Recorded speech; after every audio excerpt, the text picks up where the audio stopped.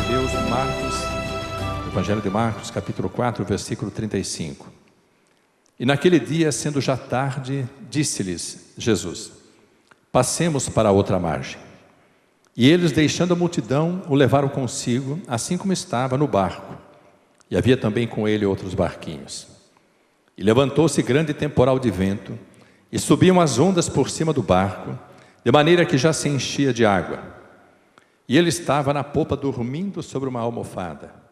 E despertaram-no, dizendo-lhe: Mestre, não te importa que pereçamos? E ele, despertando, repreendeu o vento e disse ao mar: Cala-te, aquieta-te. E o vento se aquietou, e houve grande bonança. E disse-lhes: Por que sois tão tímidos? Ainda não tendes fé? E sentiram grande temor e diziam uns aos outros, leia comigo agora: Mas quem é este, que até o vento e o mar lhe obedecem? Os amados podem sentar-se. Amados, hoje nós tivemos uma ministração pela manhã, feita pelo pastor Henkes, a respeito da fé. O exercício da fé, sem a qual é impossível agradar a Deus. Neste texto, em particular, Jesus pergunta aos seus discípulos. Ele não está falando com a igreja, ele não está falando com a multidão, ele não está falando com aqueles que não estavam próximos dele.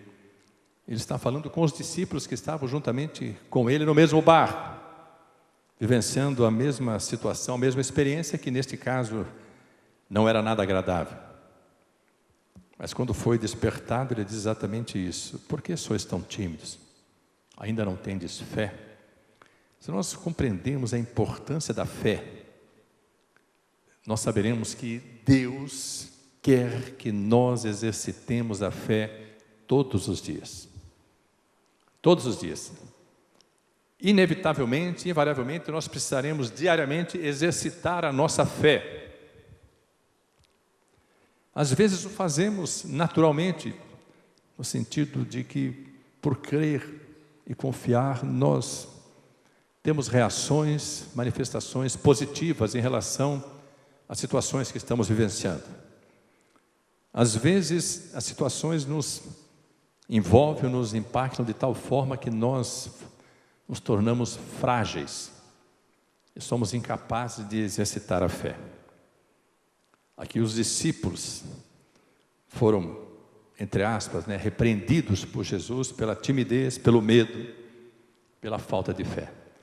Esse texto é tão importante, amados, que ele é relatado em 3 evangelhos: o evangelho de Mateus, Marcos e Lucas. E Mateus está no capítulo 8, não precisa abrir, só vou para referência, capítulo 8, do 23 ao 27, e em Lucas, capítulo 8, do 22 ao 25. Relata uma situação incomum, imprevisível, que surpreende os discípulos. Mas uma situação que Deus permitiu para que os discípulos pudessem ter, em meio à tempestade, um conhecimento maior, mais profundo, sobre quem era aquele que repreendeu o mar e o vento, e o mar e o vento obedeceram.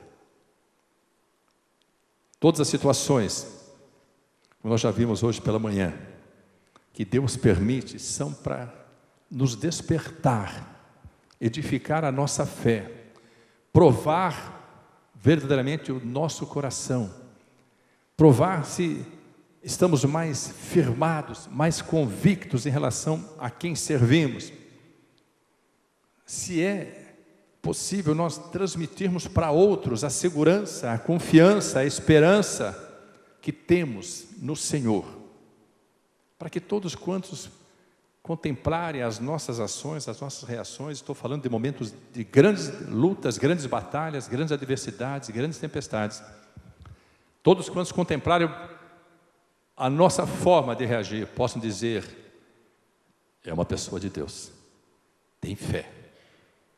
Então, amados, nessa mesma linha que foi ministrada hoje pela manhã, essa palavra já estava ardendo no meu coração há alguns dias, desde terça ou quarta-feira dessa semana, não me lembro exatamente um dia, mas ela já estava ardendo no meu coração. E hoje, pela manhã, nós tivemos uma confirmação nesse sentido. Deus prova a nossa fé quando fica em silêncio. Deus prova a nossa fé quando demora para trazer a resposta. Deus prova a nossa fé quando nos permite viver apenas com o estritamente necessário, essencial, básico. Deus prova o nosso coração, a nossa mente, e vê o quanto somos capazes de ser gratos quando temos pouco. Porque ser grato quando temos muito não é difícil. O difícil é permanecermos gratos quando temos muito. O próprio Salomão, numa oração que fez a Deus, ele disse para Deus: Senhor, eu clamo a Ti que o Senhor me dê a porção com a qual eu estou acostumado. Não me des nem a pobreza, nem a riqueza em demasia, para que eu, de pobre, não venha te rejeitar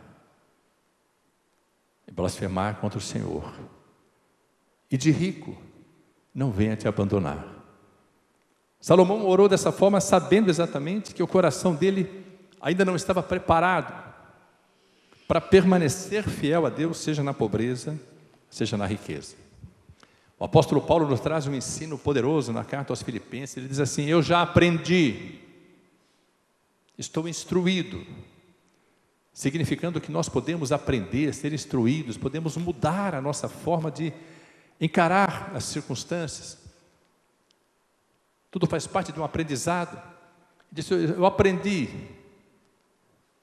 a estar contente em todo o tempo, na abastança e na necessidade.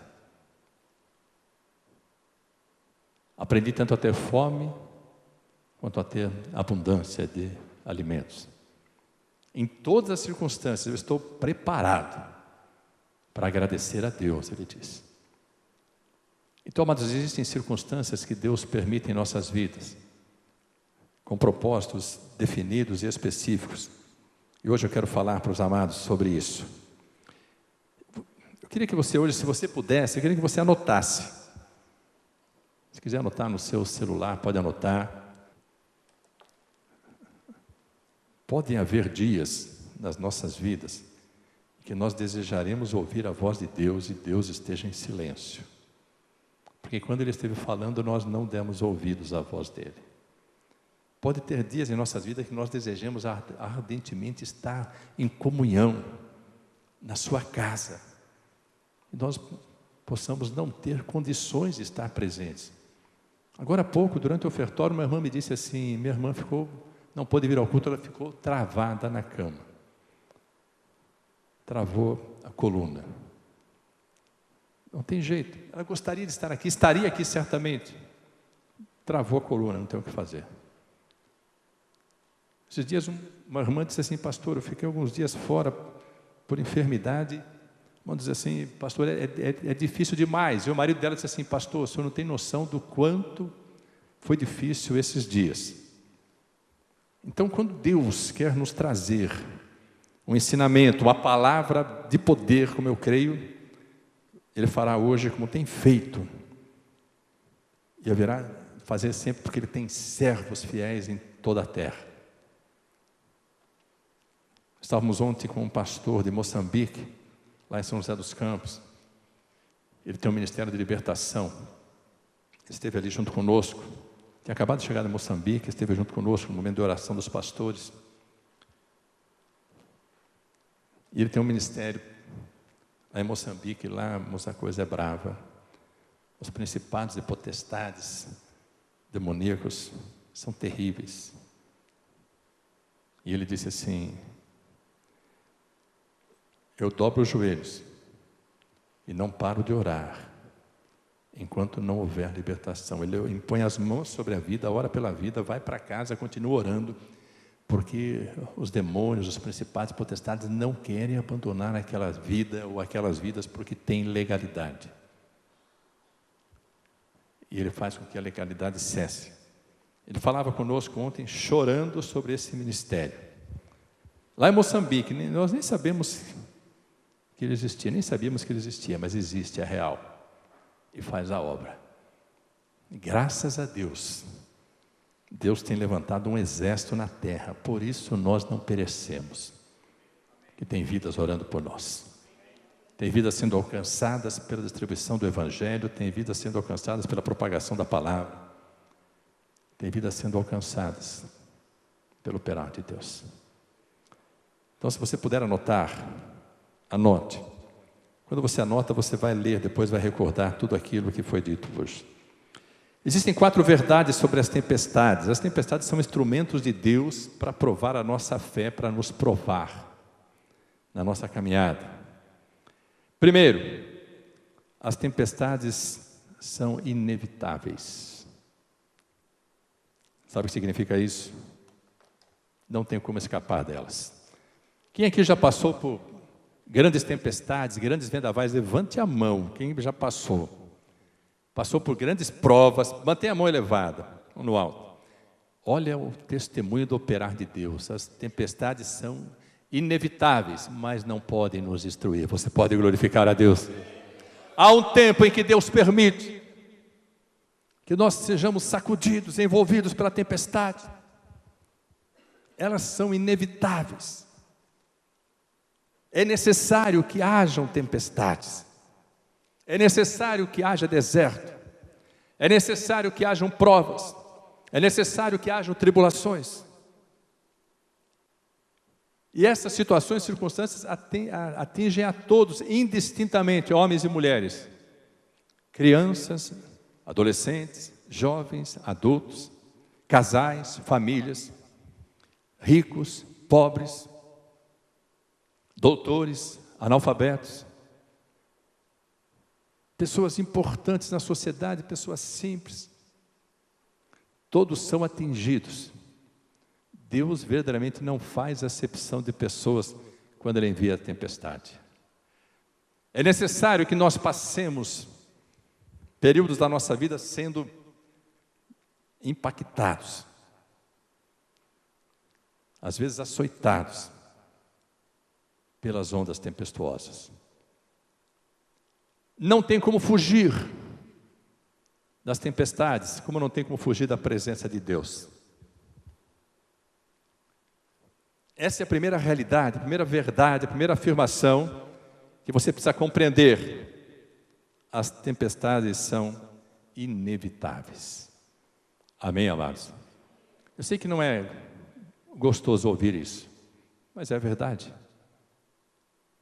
E todo Deus tem propósitos. Segunda, as tempestades são imprevisíveis. O que significa isso? Elas chegam sem avisar. Quantos casamentos de alguns anos estavam estáveis, céu de brigadeiro, sem turbulências. De repente acontece uma situação, uma circunstância, e o casamento desmorona. Desestrutura. Dá a impressão que aquilo que ocorreu com o casamento poderia ocorrer com qualquer outro casal, menos conosco.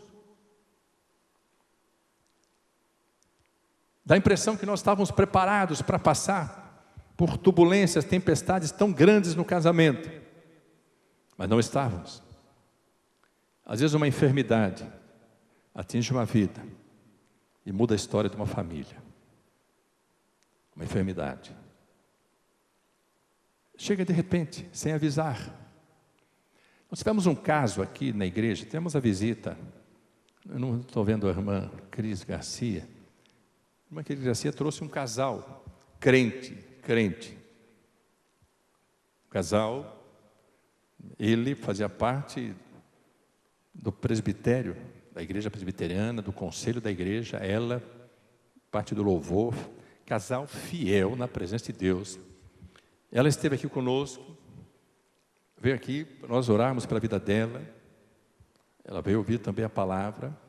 Ela havia tido um câncer de mama, esse câncer, a medicina achou que estava curado, houve a reincidência, ela estava em processo de quimioterapia, tratamento, usando peruca. O marido estava ótimo, cuidando da mulher que estava enferma. Uns 15 dias depois que eles estiveram aqui, o marido foi internado para tratar uma pequena infecção. Os médicos fizeram o diagnóstico e não diagnosticaram exatamente o que estava ocorrendo, não conseguiam detectar o que é que estava havendo. Ele pediu que nós estivéssemos visitando, eu estive lá algumas vezes visitando no hospital, ele ficou internado uns 20 dias. Nesse período eu estive lá umas 3 vezes pelo menos estive lá com ele. E ele estava preocupado com a esposa, falou: pastor, eu não tenho mais como cuidar dela, eu estou internado, ela está em casa, eu não tenho paz aqui, porque eu estou preocupado quem é que está cuidando dela. Eu jamais imaginava ser internado, mas eu creio que Deus vai me dar a vitória, em breve estarei cuidando dela. Eu falei: amado, fique em paz, Deus está no controle, Ele faz o que Ele apraz. E ele tratando uma infecção, depois disseram que era pneumonia. Quando houve o diagnóstico exato, ele estava com câncer no fígado. Uma semana depois da última visita que eu fiz para lá, ele faleceu. Um mês antes, ele estava cuidando da esposa que estava com câncer. 30 dias depois, ele havia falecido de câncer. A esposa perdeu o rumo, perdeu o chão, porque a tempestade foi tão imprevisível, chegou sem avisar. Aquele que a sustentava, aquele que dela cuidava, foi recolhido antes dela.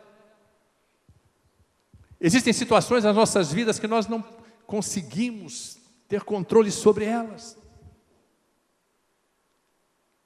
É por isso que temos que estar preparados em todo o tempo, e enquanto há tempo, nós precisamos buscar a face do Senhor, nos fortalecer na palavra, estar preparados, amados, para que nós possamos suportar os maus tempos quando eles chegarem, e certamente chegarão. Quantas situações são imprevisíveis. Quantas vezes, amados, nós estamos também caminhando sem dificuldade alguma em áreas profissionais, área de trabalho, área financeira, e de repente vem uma tempestade, vem uma avalanche e nos colhe de forma tão avassaladora que nós descemos montanha abaixo. Jó, o servo de Deus Altíssimo, foi à falência em um único dia. Perdeu tudo num único dia. Da manhã até o fim da tarde, ele que era o homem mais rico do Oriente, o mais temente a Deus, perdeu todos os seus bens, foi à falência. Perdeu todos os seus filhos, no mesmo dia.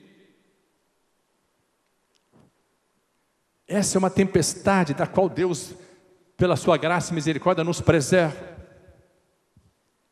Mas Jó estava preparado para passar por essa turbulência, porque diz a palavra que apesar de ter perdido tudo, e evidentemente perdeu todos os filhos, o que é infinitamente maior do que qualquer fortuna que pudesse ter perdido, ele manteve a integridade em relação a Deus, não blasfemou nem murmurou. José era um jovem que estava sonhando, se alegrando com os sonhos que Deus lhe deu, e de repente foi traído pelos irmãos, vendido como escravo para o Egito, foi trabalhar na casa de um senhor egípcio. Deus o abençoava. Quando ele achou que, apesar de escravo, teria muita honra, porque tudo estava nas mãos dele, foi acusado de um crime que não cometeu, foi lançado na prisão. A tempestade colheu a vida de José de forma imprevisível. Ele permaneceu fiel, mas não sabia o que seria da vida dele no dia seguinte.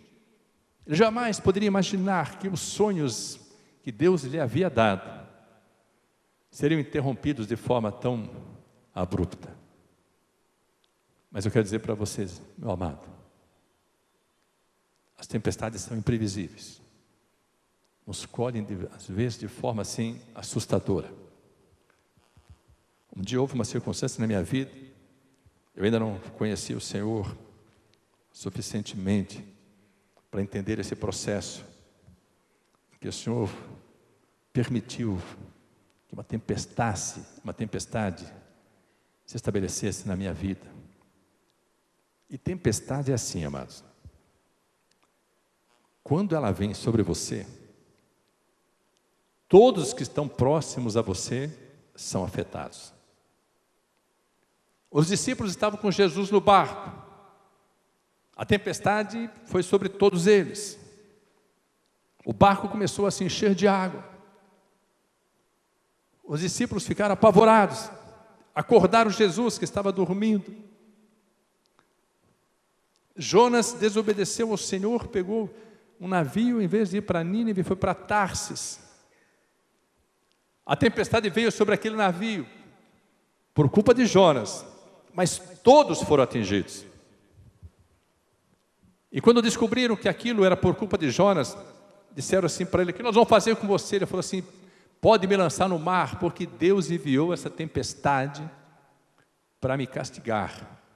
Eles disseram assim: como que nós vamos lançar você no mar? Se Deus quer castigar você, se nós lançarmos você no mar, Ele vai nos castigar a todos, nós vamos perecer. Ele falou: não vamos, o assunto é entre eu e Deus.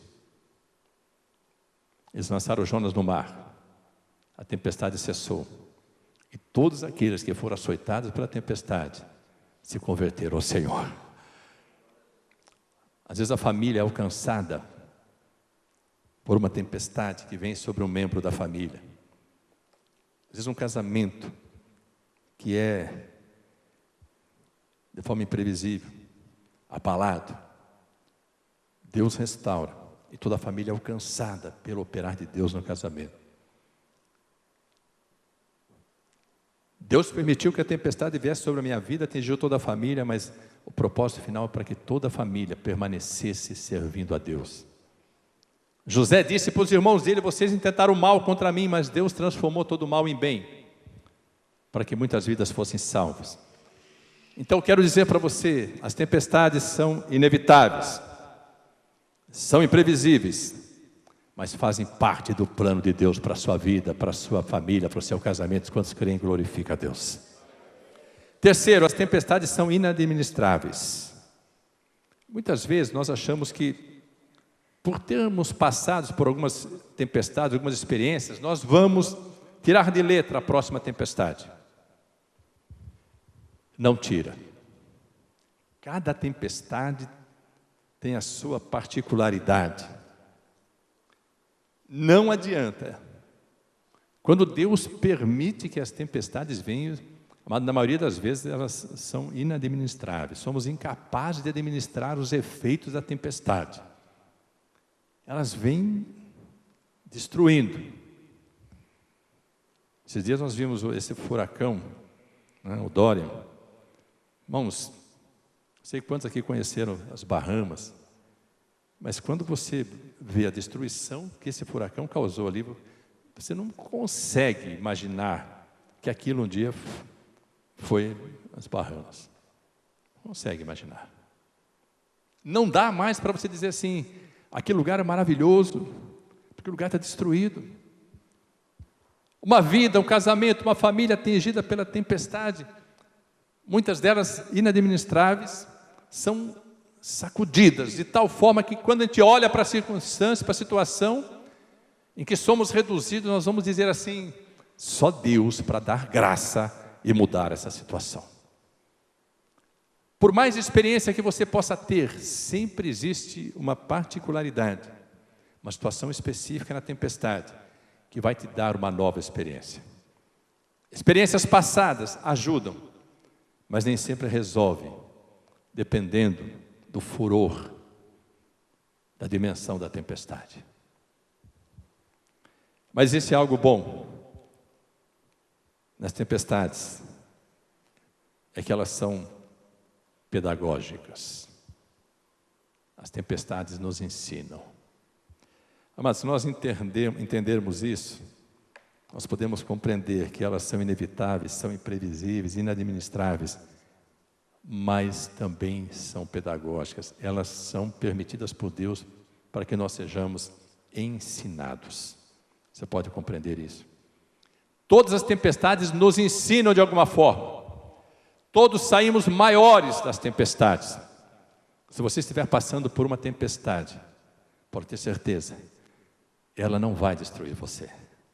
Deus vai cumprir o propósito dele com essa tempestade, com essas circunstâncias, mas você vai sair maior dela do que quando entrou nela. Se quer nisso, glorifica a Deus. As tempestades são feitas para isso, para nos ensinar. Porque se Deus falar conosco suavemente, irmãos, nós não vamos nem ouvir. Jesus diz, eis que, Apocalipse 3:20, eis que estou à porta e bato. Se alguém ouvir a minha voz e abrir a porta, tem que ouvir e abrir a porta, eu entrarei em sua casa e cearei com ele e ele comigo. Estou falando de Jesus. Jesus bate a porta da nossa vida todos os dias. Não estou falando de salvação, estou falando de comunhão. Estou falando, eu creio que a maioria aqui já entregou a sua vida para Jesus. A maioria aqui já desceu as águas do batismo. A maioria aqui já tem uma experiência com Cristo. Mas existem dias em nossas vidas, a depender das circunstâncias, das tempestades, ou da bonança em que estivermos vivendo, que o Senhor estará batendo a porta, nos chamando, e Ele chama com voz suave, e nós não estaremos ouvindo. Por isso Ele diz, eis que estou à porta e bato. Se alguém ouvir a minha voz e abrir a porta, Ele não derruba a porta. Ele não chuta a porta. Ele não arromba a porta. Ele bate e espera que nós abramos a porta. Ele quer entrar, quer cear, quer nos ter do lado dele, quer que tenhamos essa experiência com ele, mas ele não arromba. O inimigo entra arrebentando. Ele fala de forma suave e espera nós abrirmos a porta para poder entrar. As tempestades nos ensinam. Mas eu queria perguntar, por que, amados, que se as tempestades têm todas essas características, são um instrumento de Deus para nos aproximar mais dele, nos tornar mais dependentes dele, por que os discípulos de Jesus Cristo tinham tantas dificuldades em compreender isso? Por que eles foram colhidos de surpresa no meio do mar, e a maioria deles era composta de pescadores? Certamente já haviam passado por situações semelhantes, sempre sozinhos. Não era novidade, tempestade no lago que eles estavam atravessando, aquele braço de mar. Não era novidade. Mas aquele dia, Deus queria ensinar a eles coisas que também quer nos ensinar. Além dessas 4 afirmações sobre a tempestade, eu queria que você entendesse que esse texto tem 3 perguntas que são preparadas para que nós possamos crescer. A primeira delas, o versículo 38 de Marcos 4 diz assim: e ele estava, Jesus, na popa dormindo sobre uma almofada, e despertaram-no dizendo-lhe: mestre, não te importa que pereçamos? Primeira pergunta, mestre, não te importa que pereçamos? A pergunta dos discípulos é a pergunta que nós normalmente fazemos: Senhor, o Senhor não vai nos socorrer na tempestade? O Senhor não vai operar? Jesus estava dormindo, eles o despertaram: mestre, Senhor, como que o Senhor consegue dormir no meio da tempestade? O Senhor não está preocupado conosco? O Senhor não está preocupado também em perecer? Amados, eu queria que você pudesse compreender que nem sempre, quando Deus está em silêncio, significa que Ele não esteja operando. O fato de Jesus estar no barco, ainda que dormindo, deveria ser suficiente para que os discípulos tivessem paz, certeza de vitória. É difícil compreendermos isso, amados, que o silêncio de Deus muitas vezes fala mais alto que os trovões e os ventos. As tempestades nos atingem e nós achamos que Deus nos abandonou. Eu quero dizer para você, Ele se importa com você. Ele se importa com você, Ele está preocupado com as suas reações, está preocupado com as suas preocupações, Ele está preocupado com o seu dia a dia, Ele está preocupado com as suas necessidades. Ele também queria atender os seus desejos, mas para isso você precisa subir alguns patamares na sua vida cristã. Deus promete em sua palavra que vai atender todas as nossas necessidades, mas os nossos desejos apenas e tão somente se Ele se tornar a nossa maior alegria. Se Ele for a razão da nossa alegria, a razão da nossa vida, se Ele for o amor maior da nossa vida, Ele pode nos conceder os desejos, porque os desejos concedidos não nos distanciarão dEle. As necessidades, fique em paz, Ele vai suprir todas. Quantos creem e glorificam a Deus? Os desejos, alguns para alguns. Para a maioria Ele não pode conceder, porque eles vão abandonar a Deus. Se Ele conceder, eles abandonam. Essa é a pergunta que os discípulos fazem: Senhor, não te importa que pereçamos? É o que realmente muitas vezes perguntamos, e o salmista diz assim: por que está abatida a minha alma? Por que está abatida? Confia em Deus. Mas a alma não confiava. Ele ainda te livrará. O outro salmo diz assim: eu elevo meus olhos para os montes, de onde me virá o socorro? O Salmo 121, o salmista clama a Deus: Senhor, eu elevo os meus olhos para os montes, de onde me virá o socorro? E ele diz assim: o meu socorro vem do Senhor que fez os céus e a terra. Ele clamava a Deus com tanta força, que o Espírito de Deus responde para ele: aquele que te guarda não tosquenejará. Ele começa a oração e Deus responde no mesmo momento: aquele que te guarda não tosquenejará. Sabe o que significa isso? O silêncio de Deus não significa que Ele não está preocupado com você. Vimos hoje pela manhã o pastor Henrique ministrando assim: Deus nos prova muitas vezes ao demorar para nos dar o quê? Respostas. Deus nos prova demorando para dar resposta, porque se nós clamássemos hoje, Ele respondesse ainda hoje ou amanhã, nós íamos achar que nós estávamos bonitos na foto. Daniel orou e jejuou por 21 dias, sem receber a resposta.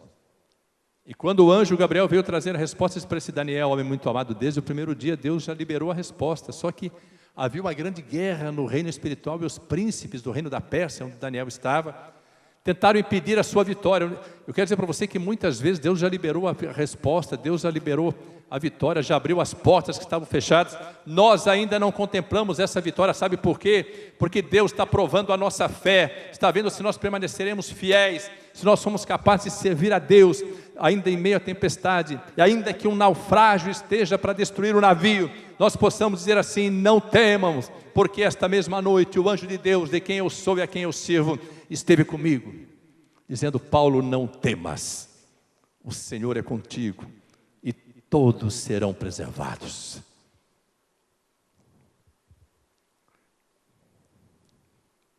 Terceira pergunta é do Senhor Jesus. Ele faz a nossa alma: por que sois tão tímidos? Ainda não tendes fé? Jesus desperta, não olhou para a tempestade, olhou para a fé dos discípulos assim: vocês ainda estão com medo? Vocês ainda não têm fé? Eles já estavam caminhando com Ele há algum tempo, já haviam visto milagres tremendos, ensinamentos tremendos. Mas eu quero dizer para os amados, não é o tempo de igreja que faz com que nós tenhamos uma fé fortalecida, uma confiança, uma segurança em Deus. É o quanto nós nos dedicamos à palavra de Deus, é o quanto nós temos uma comunhão com Deus. Às vezes até trabalhamos bastante para Deus, mas tão pouco com Deus, que isso não nos fortalece, isso não nos dá estrutura espiritual. Ainda não tendes fé? Jesus os repreende nesse sentido. Amados, exatamente naquela situação, existiam 4 circunstâncias suficientes para que os discípulos não temessem. A primeira delas, a promessa de Jesus: passemos para outra margem. Amados, quando temos promessas, não importam quais sejam os impedimentos. Nós podemos receber a promessa em uma semana, em um ano, em 40 anos, mas vamos recebê-las todas, se permanecermos fiéis. As promessas de Deus para a minha vida e para a sua vida são suficientes para que nós creiamos que aquele que prometeu é fiel para cumprir. Não importam quais sejam as circunstâncias, não importam quais sejam as tempestades. Deus tem promessa para a sua vida, permaneça fiel, porque Ele vai cumprir todas. Quantos creem? Glorifica a Deus. Quantos têm promessa? Levante a mão. Tem promessas. Aquieta o teu coração, Deus está no controle. Ele vai cumprir. As promessas de Jesus precisam ser consideradas. Nós não podemos viver na presença dEle como se Ele tivesse perdido o poder. Havia uma promessa: passemos para outra margem. Por isso ele estava descansando, porque estava dormindo. Porque ele sabia que o barco iria chegar na margem. Que quando Deus estabelece um propósito, ninguém pode impedir. Segunda situação que eles estavam vivendo ali, que deveria ser suficiente para quem está caminhando com o Senhor Jesus: a presença de Jesus. Onde Jesus está presente, o controle é dele. Você quer ter o controle sobre a sua vida? Entregue ela para Jesus. Requeira a presença dele. Se Jesus está presente no seu casamento está debaixo do controle dele. Se Jesus está presente na sua vida familiar, a sua vida familiar pertence a Ele. A presença de Jesus nos assegura vitória em todas as circunstâncias, sejam elas quais forem. Se Jesus está presente, pode ter certeza, o barco não vai naufragar. Não vai. A palavra de Deus não nos diz que não sofreremos lutas, nem provas, nem tempestades. O próprio Senhor Jesus disse: no mundo tereis aflições, mas tende bom ânimo, eu já venci o mundo. A presença dEle é suficiente para nós permanecermos firmados. Terceiro, o poder de Jesus. Amados, há um poder inigualável. Jesus repreende o mar e o vento, e eles obedecem. Sabe o que significa isso? Jesus é o Deus Todo-Poderoso, o Criador dos céus e da terra. A natureza lhe obedece, os animais lhe obedecem, o mar lhe obedece, os céus lhe obedecem. Diz a palavra que Ele dá ordem às estrelas, que são milhares e milhares, e elas obedecem e se juntam. Quando diz assim: estrelas, venham até mim, todas vão até Ele.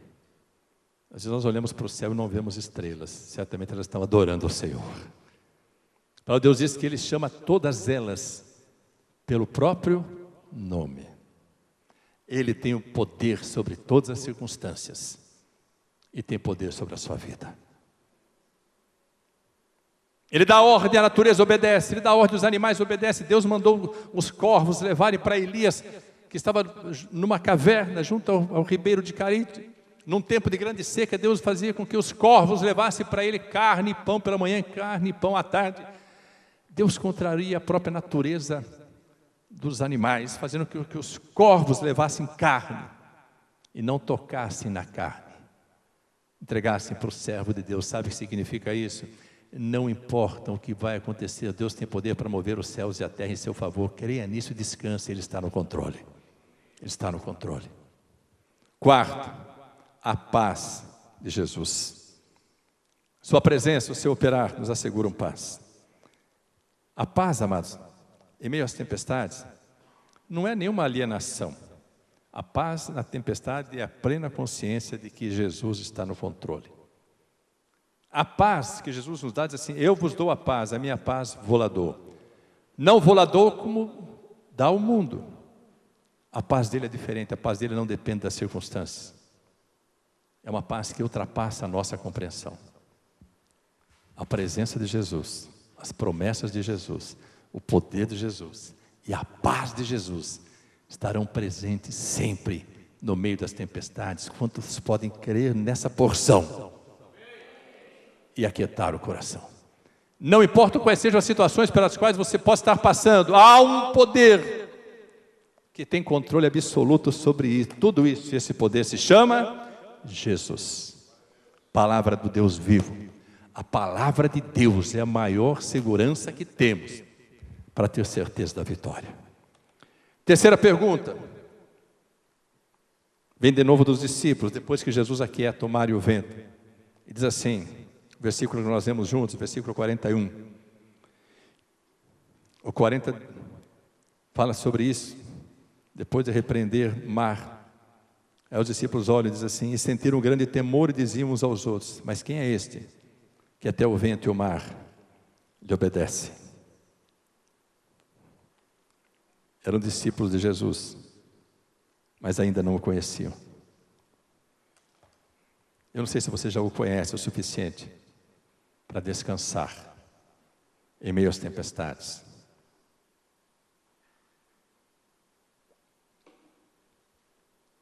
Eu não sei se você já tem uma intimidade com Jesus, uma comunhão com Jesus suficiente para você ter a certeza de que Ele está no controle de todas as circunstâncias.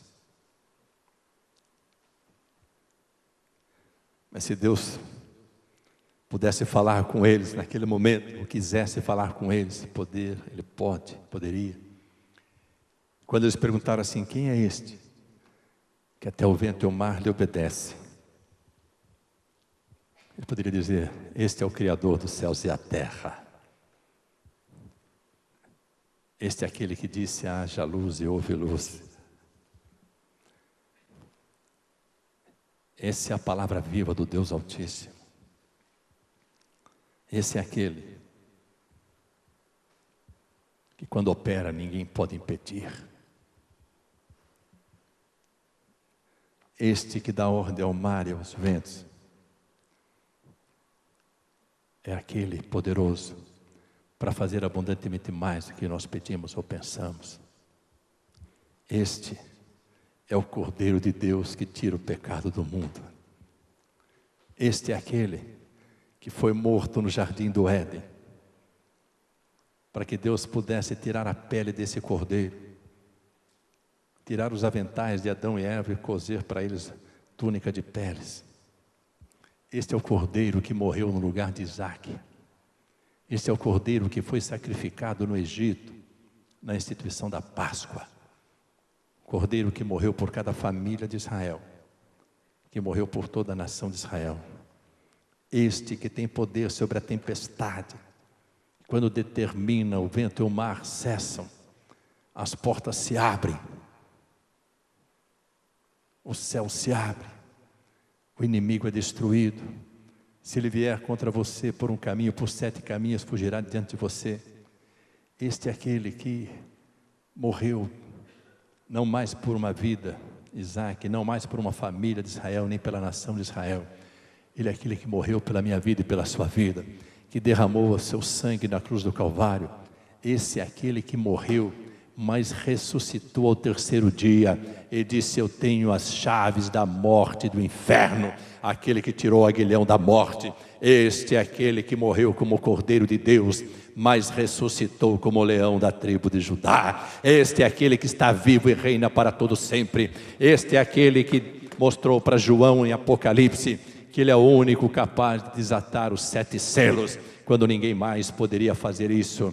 Esse é ele que tem o nome que é sobre todo nome, e debaixo do seu nome se dobram todos os joelhos dos que estão nos céus, na terra e debaixo da terra, e toda língua haverá de confessar que este que deu ordem aos ventos e ao mar é o Rei dos Reis, o Senhor dos Senhores, é Jesus Cristo, o Rei da Glória, Filho do Deus Altíssimo, maravilhoso Conselheiro, Pai da eternidade, Príncipe da paz.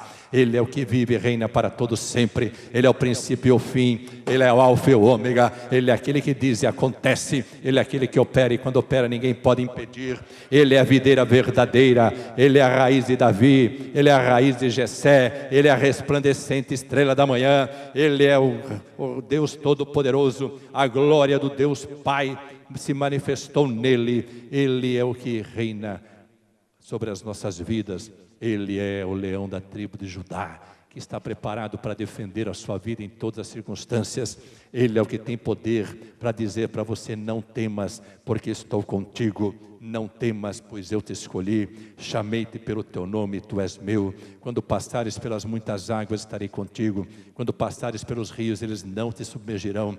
Quando passares pelo fogo, não te queimarás, nem a chama herdará em ti, pois eu sou o Senhor teu Deus, o teu Redentor, o Santo de Israel, que te toma pela tua mão direita e te digo: não temas, eu estou contigo. Não temas, ó bichinho de Jacó.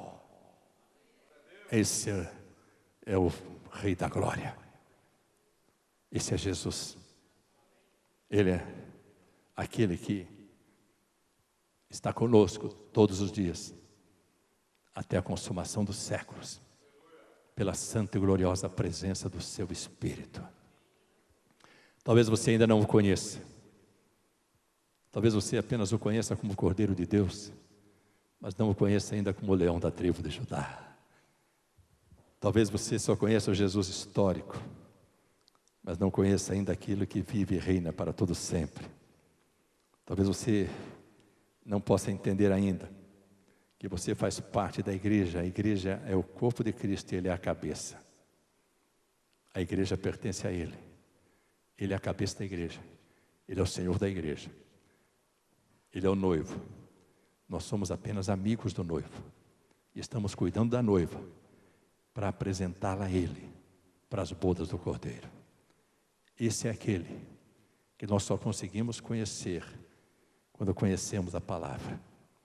Quando o Espírito de Deus nos revela a palavra, nos ensina. E aí, então nós podemos descansar, porque aquele que fez a promessa haverá de cumprir. A sua presença nos traz paz. O seu poder nos traz certeza da vitória. E em todas as circunstâncias, pela sua presença, pelo seu poder, pelas suas promessas e pela sua paz, nós seremos mais do que vencedores. Se você crer nessa porção, dê um brado de vitória. Dê um brado de vitória, porque o Senhor é contigo. Quem é esse? Esse é Jesus Cristo, o verbo vivo do Deus Altíssimo, que morreu por amor à minha vida e à sua vida. A Ele a honra, o louvor e a glória para todo sempre. Para a glória de Deus Pai, pela presença e pelo poder do Espírito Santo. Amém e amém. Coloque-se em pé na presença.